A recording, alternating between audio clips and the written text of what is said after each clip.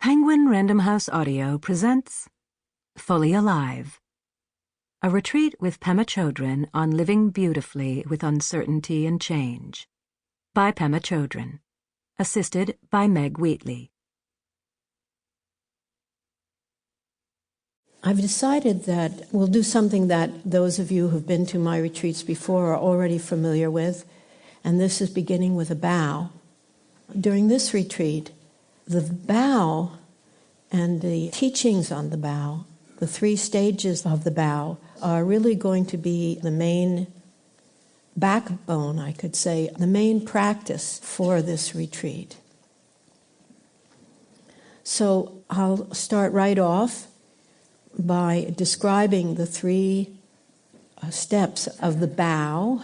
So the bow that we'll be doing, there's 2 kinds you can do. One is where you put your hands together like this and we bow to one another. And the other is when you put your hands like this and we bow to one another. This kind of bow is referred to as a warrior's bow.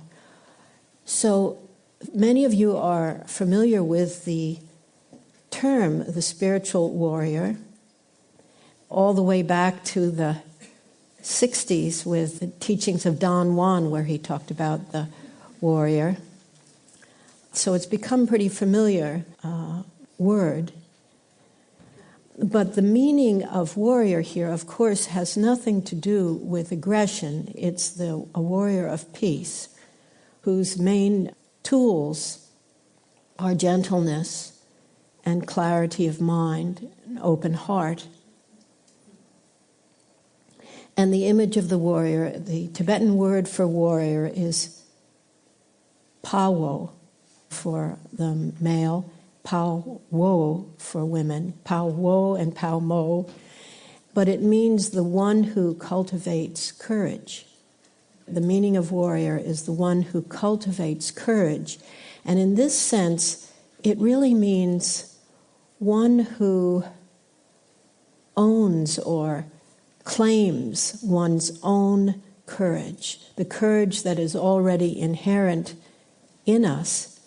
There's a sense of claiming that, claiming our warriorship, claiming our ability to be awake, claiming our ability to be gentle with ourselves. One of the definitions of warrior actually that I've heard is the warrior is gentle to themselves or friendly to themselves and merciful toward others. So this bow that we'll be doing is the warrior's bow, which is where you put your hands on your thighs. The first step of the 3 steps is that you come fully into the present. And both Meg and I will be talking a lot about this and teaching how to do this, how to come fully into the present. But the first step is to come fully into the present. Sometimes, if you're seated, the way I think all of us at this point are, it's also called taking your seat or claiming your seat. Taking your seat with confidence that you deserve to be here, that you belong here. It's just right that you are right here, wherever that happens to be. So, coming fully into the present, being fully present. Now, any of you who have worked with mindfulness or body awareness, any kind of practice or training to come into the present, are well aware that the present doesn't always feel that great. Even if you've never done any training, you know, the youngest of children probably know this, that being fully present doesn't always feel that great. You might have physical pain, mental anguish, but the notion is to come fully into the present, and that's the first step of claiming your warriorship or cultivating bravery, bringing out your bravery. Because it's not always that comfortable to be fully present.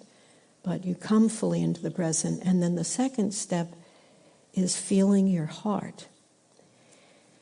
And as we go through the weekend, I'll describe how actually you can do this by really touching your heart. And there's a reason why that's so powerful.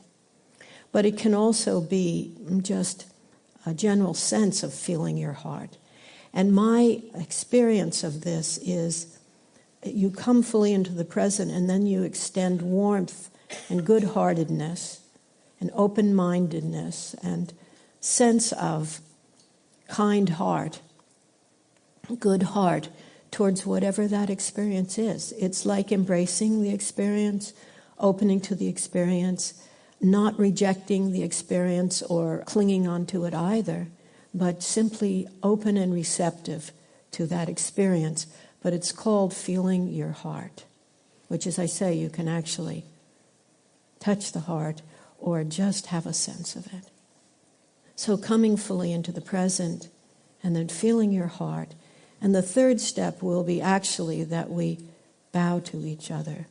But the meaning of this, which again we'll be elaborating on in the course of this retreat, is, well, it's often said that it's just opening to each other or showing mutual respect for one another. And it also has another meaning, or let's just say going deeper with that meaning of opening to each other and having respect for each other. And this other meaning really gets at what it takes and how we can live beautifully with uncertainty and change. Because the third step of bowing to one another is like taking a leap. You just open to the next moment. We open to each other without any preconception of what that's going to feel like or what that is. It's a sense of stepping into the next moment fearlessly, actually, with an open mind, open heart. Who knows, what it will bring.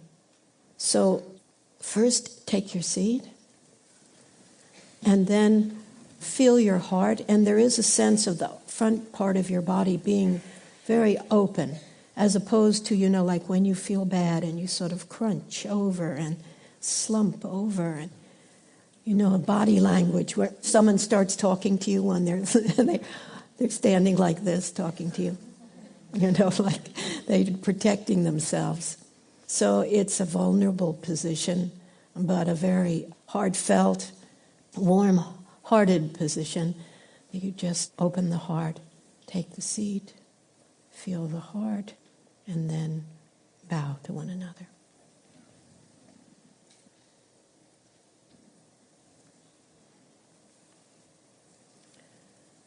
So that may not have felt all that daring.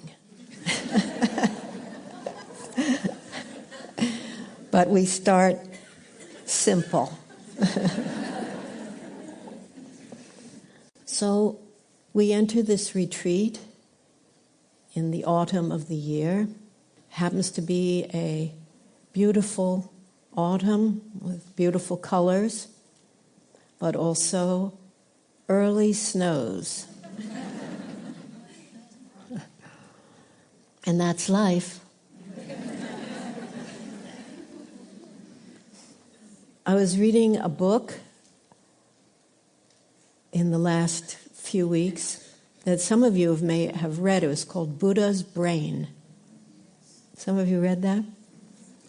It's an interesting book. And in the beginning, he describes how, because for survival reasons, at the beginning of the species, way back when, Flintstones time,